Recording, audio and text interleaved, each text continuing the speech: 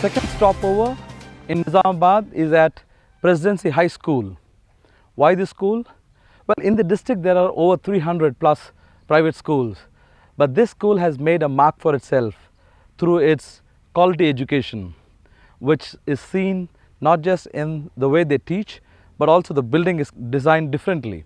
Let's meet Ajit Nara, one of the directors, and find out what makes his school different to other private schools in the district.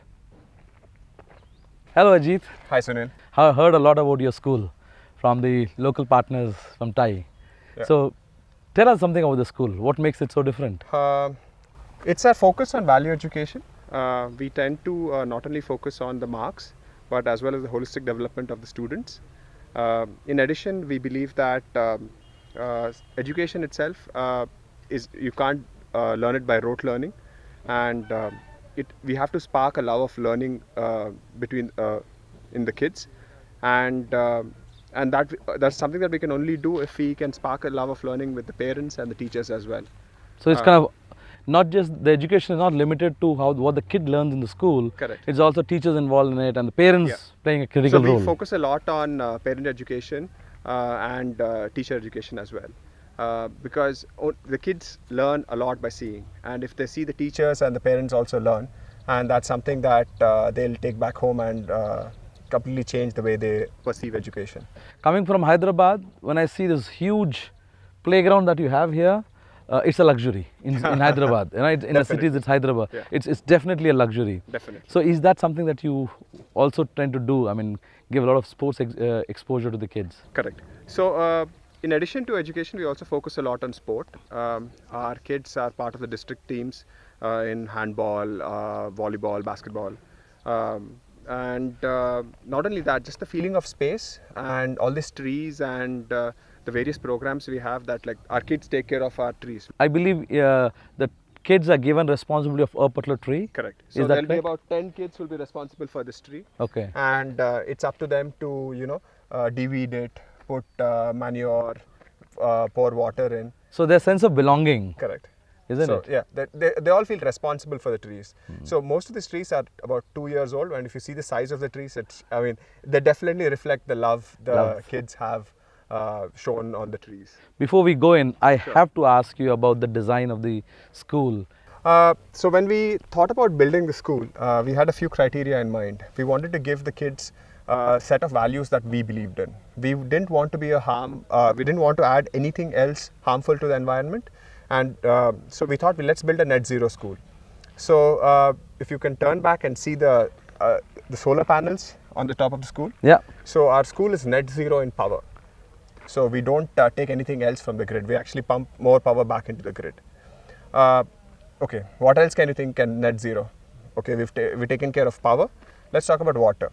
So you see the small water pit out here? Uh-huh.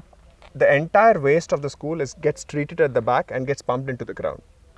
So we don't waste any water that comes in. In addition, all the water that falls on the land here, if you see the planing, it goes into the spit there. So it recharges the natural aquifer.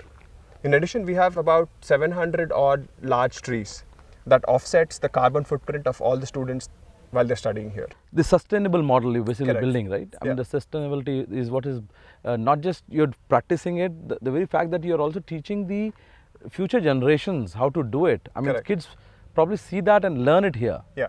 So in addition, the way our classrooms are designed are kind of unique. So once we walk to the classroom, you'll understand it's quite hot out here. Yes, I want to get in. Let's Let's do get into that. the classroom and Let's then do you'll that, yeah. understand what I'm talking about. Perfect. Yes.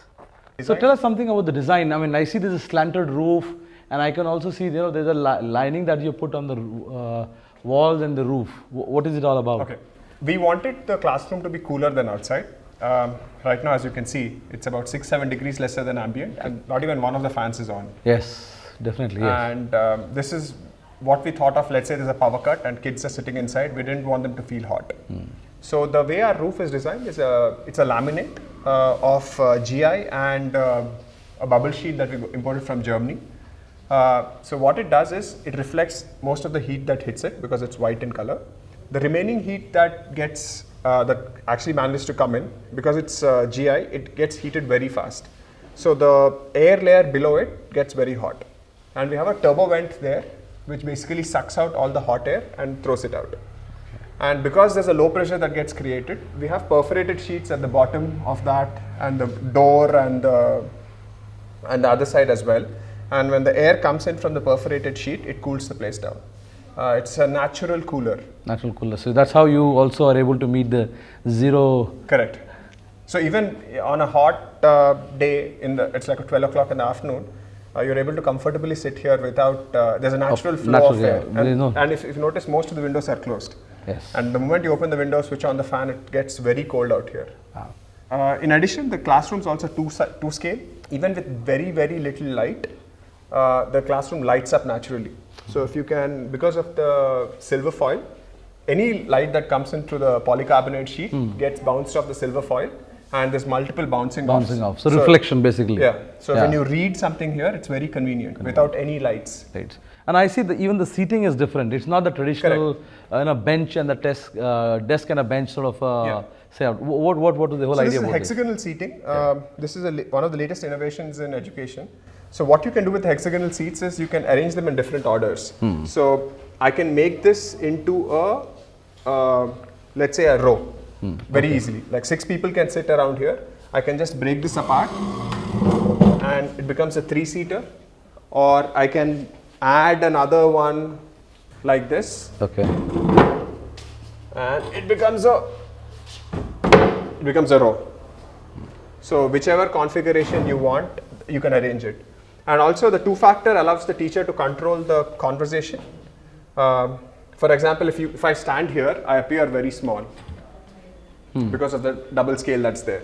Yeah. But whereas if Arpit or someone stands at the other end, he appears very large because of the way if you can just stand in the center and look at both sides and get a perspective. I think it makes sense. It's completely makes sense. So the teacher can control whether she wants more class participation. She goes onto the larger scale and she appears more their size. And she wants more control, she goes onto the other side and the teacher can control the flow. Very interesting. Our building is also designed for the Nizamabad sun. If you see, this is the south face, this is the north face. So we get more sun from the south face, so it's more blocked out. And we get very little sun from the direct sunlight from the north face. So you can completely open the windows. We have louvers all over the campus that you can control the amount of wind, light, and the classroom concentration that the students need. So it's heavily customizable per class by the teacher. So coming to the, I see the design, a lot of thought has gone into the design part of it. You not just kept the design in mind, the aesthetics of it, you also kept in mind the natural, whether the sun, the direction the sun comes out, the right comes out. It's a lot of thought has gone into it. Yeah. What about imparting education? Is it different to what other schools do it? How do you impart? So we follow the state board. In addition to following the state board, what we do is the state board recently has changed quite a bit. There's a lot of project-based CC learning that they've brought in. And we do something called integrated projects. Like for example, in the 6th class, if the child's learning about electricity in science, in maths, he'll do a project about how to calculate the cost of his electricity at his home. As well as in social, he'll learn about conservation of electricity. So all the chapters are there in different parts of the same 6th class textbook. We just combine them and give integrated projects. So the kid gets a complete immersive experience about electricity. And it's not just, okay, electricity, I have to ratta 10 formulas, but it's more of, hey, this is electricity, I know a lot about it, I use it at home, and this is how I can conserve electricity. So you'll have to also do a lot of changes to your way the lesson plan or the lessons are imparted, right? So you get the book, no doubt. Correct. You get the syllabus, but then when it comes to imparting, you probably a lot of work goes behind the scene as well. Definitely. So we collaborate with a lot of teachers all across India, and our curriculum gets developed. We've initially actually collaborated with some international organizations as well to develop our social emotional learning curriculum, because with the way things are going, it's very important not only to focus on the plain education part, but also the social educational part. So we've partnered with an organization called Hope. They're based out of Boston, United States, and we've collaborated with them to customize their education for Indian context. Okay. So the last question, one of the most dreaded thing every student, fears is an exam. Have you done anything to that? I mean, have you changed the way, a skill or the knowledge of school of the kid is tested? So, to be honest, we live in a real world, and most of our kids, after going out of 10th, have to face the competitive scenario. So we focus on the learning aspect. At the same time, we also make sure that the kids are equipped to handle a competitive exam scenario. Because I can be idealistic and say, hey, you have to focus on learning a lot. But at the end of the day, if he can't score a good rank in NEET, MCET or the IITs, it becomes pretty difficult for the kid to be motivated and push on.